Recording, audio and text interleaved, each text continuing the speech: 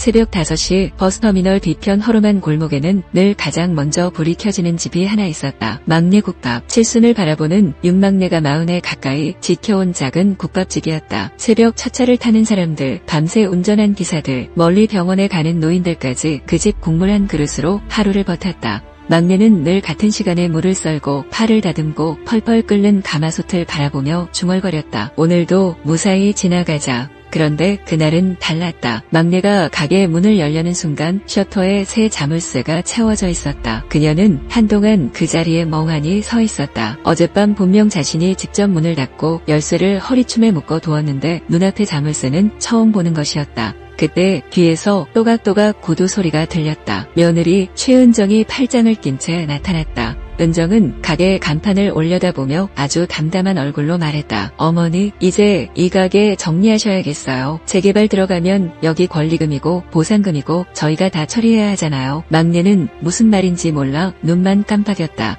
그 뒤에서 아들 박정우가 나타났지만 그는 어머니 얼굴을 보지 못했다. 막내는 자물쇠를 가리키며 물었다. 이게 무슨 짓이냐? 그러자 은정은 기다렸다는 듯 대답했다. 가게명의 정리 끝났어요. 어머니는 이제 쉬시면 돼요. 막내는 그 자리에서 다리가 풀릴 뻔했다. 남편 살아있을 때부터 같이 만든 가게였다. 시장 바닥에서 우거지 한 포기, 차골 한 토막 아껴가며 시작한 곳이었다. 아이들 학비도 이 국밥집에서 나왔고 남편 병원비도 여기서 나왔다. 그런데 쉬라니, 이제 와서 물러나라니. 막내는 떨리는 목소리로 아들을 불렀다. 정우야, 너도 아는 집이잖니. 내 아버지 피땀 묻은 집이야. 하지만 정우는 끝내 고개를 들지 못했다. 며느리 은정은 이미 준비한 서류를 꺼내들었다. 남편 장례비 정신없던 때에 막내가 위임장과 동의서라며 몇 장의 도장을 찍었다는 것이었다. 그 종이들로 가게 운영권과 재개발 관련 업무를 넘겼다고 했다. 막내는 눈앞이 하얘졌다. 그때는 상주 노릇하느라 밥도 못 먹던 때였다. 찾아오는 사람들 인사받고 장례 치르고 통장 정리하라는 말에 도장 몇 번 찍은 게 전부였다. 그게 이런 덫이 될 줄은 상상도 못했다. 그 소란에 터미널 기사들과 단골들이 하나둘 모여들었다. 모두 막내 편을 들어주고 싶었지만 가족 일이라 쉽게 나서지 못했다. 어떤 사람은 혀를 찾고 어떤 사람은 아예 못 본 척 지나갔다. 은정은 사람들 시선을 의식하며 일부러 더 크게 말했다. 어머니가 이제 연세도 있으시고 장사도 힘드시니까 저희가 대신 맡는 거예요. 이게 다 효도예요. 그 말에 막내는 난생 처음 웃음도 울음도 아닌 이상한 표정을 지었다. 효도라는 말이 그렇게 차갑게 들릴 수 있다는 걸 그날 처음 알았다. 결국 막내는 가게 안에도 들어가지 못한 채 집으로 돌아왔다. 그런데 집에 들어서자마자 더 큰 충격이 기다리고 있었다. 며느리가 이미 냉장고와 쌀통, 반찬통까지 다 정리해두고 있었다. 자기 방 말고는 손댈 수 없게 해놓은 것이다.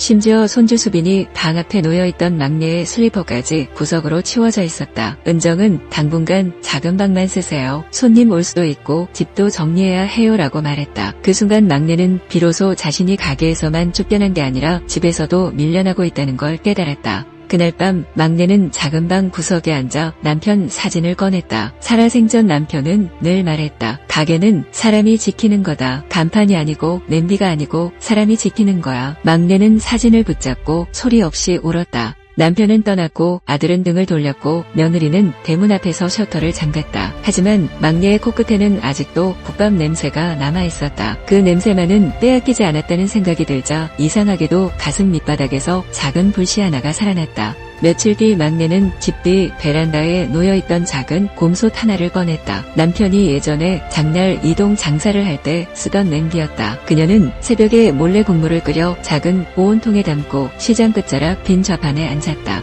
간판도 없고 테이블도 없었다. 그냥 국밥 한 냄비와 김치통 하나뿐이었다. 첫날에는 아무도 오지 않았다. 둘째 날에는 지나가던 할아버지 하나가 냄새를 맡고 멈춰섰다. 혹시 터미널 막내 국밥 맞소? 그 말 한마디에 막내는 고개를 들었다. 할아버지는 국밥 한 그릇을 다 비우고 숟가락을 내려놓더니 오래전 기억을 더듬듯 말했다. 내가 30해 전에 첫차 몰던 기사였는데 그때도 이 맛이었소. 그 말이 퍼지는 데는 오래 걸리지 않았다. 기사들 몇 명이 다시 찾아왔고 병원 가던 노부부도 일부러 시장으로 돌아왔다. 사람들은 정식 가게가 아니어도 막내 국밥을 먹고 싶어 했다. 그런데 장사가 조금씩 되기 시작하자 며느리 은정은 다시 독한 얼굴로 나타났다. 은정은 시장 사람들 앞에서 큰 소리 쳤다. 무허가로 장사하면 신고 들어갑니다. 괜히 편들지 마세요. 막내는 아무 말도 하지 않았지만 그날 저녁 좌판을 접으며 처음으로 분노를 삼켰다. 평생 참고 사는 게 살 길인 줄 알았다.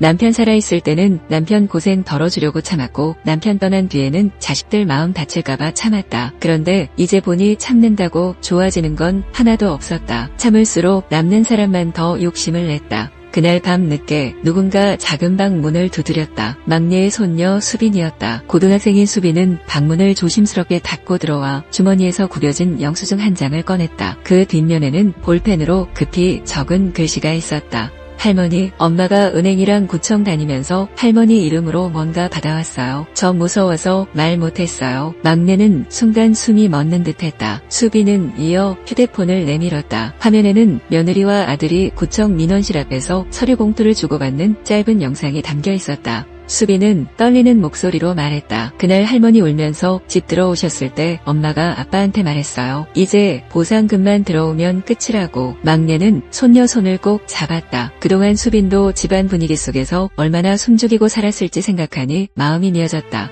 막내는 수빈에게 절대 다치지 말라고, 이 일에 너무 깊이 끼지 말라고 했지만 수빈은 고개를 저었다. 할머니가 매일 새벽 끓인 국 먹고 큰 게 나예요. 저 이번엔 모른 척 못해요. 다음 날 막내는 오래된 장부 상자를 뒤졌다. 국밥집을 처음 열던 날부터 써온 장부, 식자재 외상값, 기사들, 월말 외상 계산, 남편 병원비 내역까지 한 권 한 권 다 살아있었다. 남편은 숫자 하나도 허투루 적지 않는 사람이었다. 막내는 손끝으로 장부를 넘기다가 맨 마지막에 장부 사이에 얇은 봉투 하나를 발견했다. 봉투 안에는 국밥집 임대계약서 사본과 뒤편 창고가 막내 개인 명의로 등록되어 있다는 확인서가 들어있었다. 재개발 보상금은 그 창고, 지분과 가게 영업 손실보상까지 합쳐져야 했다. 그런데 그 돈이 막내에게 온 적은 없었다. 막내는 그제야 퍼즐이 맞춰지는 걸 느꼈다. 며느리와 아들은 단순히 가게를 맡겠다는 게 아니었다. 재개발 보상금과 창고 지분까지 몰래 챙기려 했던 것이다. 더 화가 났던 건 남편이 죽기 전 이미 혹시 모를 일을 대비해 서류를 따로 챙겨놓았다는 사실이었다. 남편은 아들이 미덥지 않다고 말한 적은 없었지만 막내 이름으로 꼭 남겨야 할 것이 있다고 늘 말했다. 그 말이 이제야 무슨 뜻이었는지 알 것 같았다. 막내는 혼자 덤비지 않기로 했다. 대신 서울에서 식당 일을 하던 딸 박선희에게 전화를 걸었다. 선희는 전화를 받자마자 어머니 목소리 이상한 걸 알아차렸다. 사정을 들은 선희는 그날 밤 바로 내려왔다. 선희는 어릴 때부터 말수가 적었지만 한번 마음먹으면 물러서지 않는 성격이었다. 어머니 장부와 영수증, 손녀가 준 영상까지 다 본 선희는 조용히 말했다. 엄마, 이번엔 그냥 울지 말자. 이번엔 엄마가 다 돌려받자. 선희는 먼저 재개발 조합 사무실을 찾았다. 처음에는 다들 가족끼리 해결하라는 식이었지만 막내 이름이 들어간 창고, 지분 서류를 보여주자 표정이 달라졌다. 게다가 조합 측에는 보상금 일부가 이미 지급된 기록이 있었다. 재그 계좌를 확인하자 막내 명의가 아니라 며느리 은정이 관리하는 계좌로 흘러간 흔적이 나왔다. 선희는 그 자리에서 목소리를 높이지 않았다. 다만 서류 복사본을 받아 조용히 가방에 넣었다. 막내는 그 모습을 보며 평생 아들만 믿고 살았던 자신이 딸을 얼마나 모르고 살았는지 처음 깨달았다. 며느리 은정은 점점 더 초조해졌다. 시장에서 막내 국밥을 찾는 사람이 늘어나자 아예 소문을 내기 시작했다. 시어머니가 남편 죽고 나서 이상해졌다. 돈 욕심 때문에 자식 찾는다. 몸도 안 좋은데 무리해서 장사한다. 같은 말들이 마을과 터미널 주변으로 번졌다. 막내는 그 말을 다 들었다. 귀에 들어오지 않는 척했지만 밤이면 가슴이 타들어갔다. 그래도 무너지지 않았다. 분한 만큼 국을 더 정성껏 끓였고 손님에게는 늘 같은 목소리로 뜨거우니 천천히 드세요라고 말했다. 그러던 어느 비오는 저녁 막내 좌판에 늘 오던 시외버스 기사 한 명이 낡은 봉투를 내밀었다. 그는 남편과 젊은 시절부터 알고 지낸 사람이었다. 형님이 돌아가시기 몇 달 전에 나한테 맡긴 게 있어. 혹시 무슨 일 생기면 막내 형수한테 전해주라 했소. 봉투 안에는 오래된 녹음기 테이프와 메모 한 장이 있었다. 메모에는 짧게 적혀 있었다. 정우가 사채 빚을 졌다. 은정이와 함께 가게를 담보로 더 큰일 벌일까 걱정이다. 막내가 모르게 절대 막아야 한다. 선희는 급히 오래된 테이프를 들을 수 있는 곳을 수소문했다. 녹음기 안에는 남편 목소리가 담겨 있었다. 그는 누군가에게 조심스럽게 말했다. 가게는 아내거나 마찬가지요. 혹시 내가 먼저 가더라도 막내 모르게 손대지 못하게 좀 봐주시오. 정확한 법적 증거가 되지는 않더라도 적어도 남편 뜻이 어디에 있었는지는 분명해졌다. 막내는 그 목소리를 듣고 한참을 울었다. 죽은 줄만 알았던 남편의 의지가 그제야 자신을 다시 일으키는 것 같았다. 그 사이 시장 좌파는 점점 사람이 많아졌다. 처음에는 호기심으로 오던 사람들이 이제는 일부러 막내를 찾아왔다. 어떤 이는 요즘 세상에 이런 국물 없다고 했고, 어떤 이는 가게 뺏기고도 손맛이 안 변한 게 더 대단하다고 했다. 막내는 손님들 앞에서 사연을 길게 말하지 않았다. 그냥 웃으며 국을 내고 김치를 더 주고 어르신들에게는 밥을 조금 덜어달라면 덜어줬다. 그런데 사람들은 그런 막내의 태도에서 오히려 더 많은 이야기를 느꼈다. 말이 없는 사람이 더 큰 진실을 품고 있다는 걸 다들 눈치챘다. 어느 날 며느리 은정은 시장 상인회 사람들과 함께 나타나 좌판을 치우라고 소리쳤다. 그때 뜻밖에도 기사들, 단골 노인들, 시장 아주머니들이 하나둘 막내 앞으로 나섰다. 국밥 한 냄비 팔겠다는데 왜 저러냐, 누가 잘못했는지 다 아는데 너무하는 거 아니냐는 말이 사방에서 터졌다. 은정은 사람들 앞에서 처음으로 기가 죽은 표정을 지었다. 막내는 그 광경을 보며 평생 혼자인 줄 알았던 자신에게도 편이 있다는 걸 처음 느꼈다. 결정적인 날은 군청에서 열리는 재개발 보상 관련 주민설명회였다. 며느리와 아들은 그 자리에서 이미 모든 절차가 끝난 것처럼 말하려고 했다. 은정은 새 옷을 차려입고 나왔고 정우는 어색한 넥타이까지 맸다. 막내는 낡았지만 깨끗하게 다린 회색 저고리를 입고 선희와 함께 그 자리에 들어섰다. 뒤에는 손녀 수빈과 시장 상인들 몇 명, 그리고 기사들이 조용히 따라왔다. 설명회장은 시작도 전에 이상한 긴장감으로 가득 찼다. 조합 관계자가 절차 설명을 시작하자 선희가 먼저 일어섰다. 막내인 심영의 지분과 영업 손실 보상금 내역부터 다시 확인해주세요. 갑작스러운 말에 회의장이 술렁였다. 은정은 얼굴을 붉히며 가족끼리 해결할 일이라고 끊으려 했지만 선희는 바로 서류를 꺼냈다. 창고 지분 확인서, 임대계약서 4본, 보상금 지급 내역 복사본이 차례로 테이블 위에 놓였다. 조합 관계자는 서류를 넘기다 표정이 굳었다. 그때 막내가 자리에서 일어났다. 그녀는 예전처럼 떨지 않았다. 다만 아주 또렷한 목소리로 말했다. 나는 글 잘 모릅니다. 그래도 내 이름은 압니다. 내가 받지 않은 돈이 내 이름으로 움직인 것도 압니다. 그리고 남편이 지키려 한 가게가 누구 손으로 넘어갔는지도 압니다. 그 목소리는 크지 않았지만 이상하게 회의장 끝까지 다 닿았다. 사람들은 숨소리조차 죽이고 막내를 바라봤다. 은정은 급히 말을 돌리려 했다. 어머니가 서류를 다 동의하신 거예요. 이제 와서 왜 이러세요? 그 순간 수빈이 자리에서 일어나 떨리는 손으로 휴대폰을 내밀었다. 구청 앞에서 은정과 정우가 서류 봉투를 주고받으며 어머니 모르게 끝내자고 말하는 짧은 영상이었다. 음성이 선명하지는 않았지만 둘의 표정과 행동만으로도 충분했다. 정우는 그 자리에서 얼굴이 사색이 됐다. 선희는 이어 조용히 물었다. 엄마가 모르는 서류에 도장받고 엄마 돈을 다른 계좌로 돌리는 게 효도야. 그 말은 정우를 더 깊이 찔렀다. 정우는 처음엔 끝까지 버티려 했다. 하지만 조합 측의 은행 계좌 확인과 위임 경위 조사 이야기를 꺼내자 결국 의자에 털썩 주저앉았다. 그는 고개도 못 든 채 중얼거렸다. 은정이 시키는 대로만 하면 집 장만할 수 있을 줄 알았어요. 나중에 어머니 모시고 살면 된다고 생각했어요. 그 말에 막내는 가슴이 저릿했지만 눈물 대신 아주 차가운 숨만 나왔다. 막내는 천천히 아들 쪽을 바라봤다. 그리고 평생 한 번도 해보지 않았던 말투로 말했다. 사람을 모시는 건 다 빼앗아 놓고 방 하나 남겨주는 게 아니다. 사람을 모시는 건 그 사람 이름부터 지켜주는 거다. 회의장 안은 쥐 죽은 듯 조용해졌다. 누구도 그 말 앞에서는 쉽게 숨을 쉬지 못했다. 은정은 더 버틸 힘을 잃은 듯 고개를 숙였다. 이 일은 생각보다 빠르게 커졌다. 조합은 보상 절차를 중단했고 지급 경위 조사에 들어갔다. 계좌 흐름과 서류 처리 과정이 드러나면서 며느리 은정은 곧장 공지에 몰렸다. 정우 역시 책임을 피할 수 없었다. 마을 사람들은 그제야 왜 막내가 아무 말 없이 장부만 붙들고 있었는지 이해했다. 그리고 소문은 완전히 반대로 돌기 시작했다. 막내 어르신 이 억울한 일을 당했대. 그 국밥집 원래 어르신 손맛으로 버틴 집이었잖아. 자식이 너무했다는 말이 사방에서 흘러나왔다. 하지만 막내는 그때도 동네를 돌아다니며 떠들지 않았다. 그냥 다음 날 새벽에도 같은 시간에 국을 끓였다. 선희가 물었다. 엄마, 이제 조금은 속 시원하지? 막내는 잠시 생각하다가 대답했다. 시원한 건 모르겠다. 다만 이제는 내가 나를 부끄러워하지 않아도 되겠구나 싶다. 그 말에 선희는 괜히 눈시울이 뜨거워졌다. 억울함보다 더 사람을 무너뜨리는 건 스스로를 의심하게 되는 마음인데 어머니는 그 긴 터널을 겨우 빠져나오고 있었다. 며칠 뒤 군청 근처 빈 점포 하나가 급히 나왔다. 기사들과 시장 상인들이 조금씩 돈을 보태 보증금을 도와줬고 선희는 인테리어보다 주방부터 손봤다. 손녀 수비는 방과 훔하다 와서 메뉴판을 적었다. 그 메뉴판 첫 줄에는 이렇게 쓰였다. 하루 한 냄비, 막내 국밥. 막내는 그 글씨를 오래 바라보다가 천천히 웃었다. 예전보다 작고 초라한 시작이었지만 이번에는 누구 눈치도 보지 않는 진짜 자기 가게였다. 새 가게가 문을 연 첫날 놀랍게도 줄이 길게 섰다. 터미널 기사들, 시장 아주머니들, 구청 직원들, 심지어 예전에 며느리 편을 들며 막내를 피하던 사람들까지 와서 국밥을 먹었다. 어떤 이는 말없이 계산만 하고 갔고 어떤 이는 그때 아무 말 못해서 미안했다고 했다.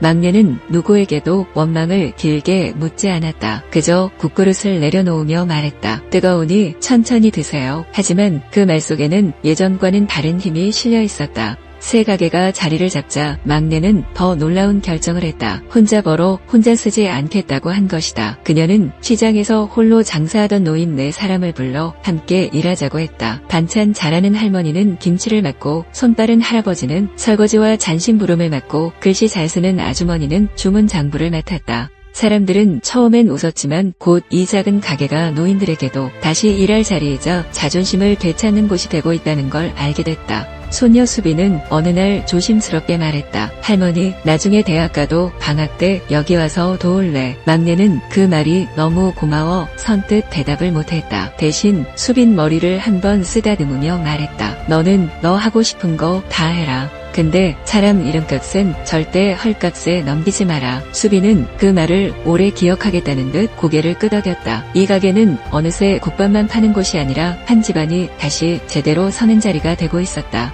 그 무렵 아들 정우가 가게 앞에 찾아왔다. 예전보다 훨씬 수척했고 말투도 달라져 있었다. 그는 한참을 머뭇거리다가 겨우 입을 열었다. 어머니, 한 번만 용서해 주세요. 막내는 곧바로 대답하지 않았다. 대신 국밥 한 그릇을 내왔다. 정우는 떨리는 손으로 숟가락을 들었다가 첫 국물을 마시고는 결국 울음을 터뜨렸다. 어릴 적 아플 때마다 어머니가 끓여주던 바로 그 맛이었기 때문이다. 막내는 한참 뒤에야 말했다. 용서는 한다. 그래야 나도 편히 산다. 그런데 다시 예전처럼은 못 산다. 정우는 고개를 끄덕였다. 그 말이 매정해서가 아니라 너무 당연해서 더 아프게 들렸기 때문이다. 막내는 마지막으로 덧붙였다. 내가 잃은 건 돈이 아니다. 사람 하나를 함부로 여기면 그 사람과 같이 있던 세월까지 다 잃는 거다. 정우는 끝내 아무 말도 못했다. 며느리 은정은 결국 마을을 떠났다. 사람들은 그녀 결말을 궁금해했지만 막내는 더는 입에 올리지 않았다. 복수는 이미 끝났다고 생각했기 때문이다. 상대가 망가지는 걸 오래 바라보는 건 복수가 아니라 미련이라는 걸 막내는 긴 시간을 지나며 배웠다. 진짜 복수는 자신을 무너뜨리려던 자리에서 더 단단히 살아남는 것이었다. 그리고 누구도 다시 함부로 넘볼 수 없는 사람이 되는 것이었다. 가게가 어느 정도 자리를 잡은 어느 겨울 저녁 막내는 문 닫을 준비를 하다가 창밖에 쏟아지는 눈을 바라봤다. 눈발 사이로 터미널 불빛이 번지고 가게 안에는 아직 사골 냄새가 따뜻하게 감돌고 있었다. 선희는 계산대를 정리하고 수비는 수저통을 닫고 시장에서 함께 일하는 노인들은 내일 쓸 물을 손질하고 있었다. 막내는 그 모습을 한참 바라보다가 조용히 중얼거렸다. 이제야 집 같네. 누구도 그 말을 크게 듣지 못했지만 이상하게 모두의 마음에 같은 따뜻함이 내려앉았다. 그리고 그날 밤 막내는 오래된 장부 맨 마지막 장에 천천히 세 문장을 적었다. 빼앗긴 날 끝난 줄 알았는데 그날이 다시 시작한 날이었다. 그 밑에는 아주 작은 글씨로 덧붙였다. 사람이 살다 보면 국물처럼 끓는 날도 있고 식는 날도 있다. 하지만 바닥까지 타버리지만 않으면 다시 데울 수 있다. 다음 날도 새벽 5시가 되자 가게 불은 가장 먼저 켜졌다. 터미널 뒤편 골목에는 다시 국밥 냄새가 피어올랐다. 예전보다 가게는 작아졌을지 몰라도 그 불빛을 지키는 사람의 마음은 훨씬 커져 있었다. 사람들은 여전히 그 집을 막내 국밥이라 불렀다. 하지만 이제 그 이름에는 불쌍함도 동정도 없었다. 오직 오래 버텨 끝내 이긴 사람에 대한 존중만 남아있었다.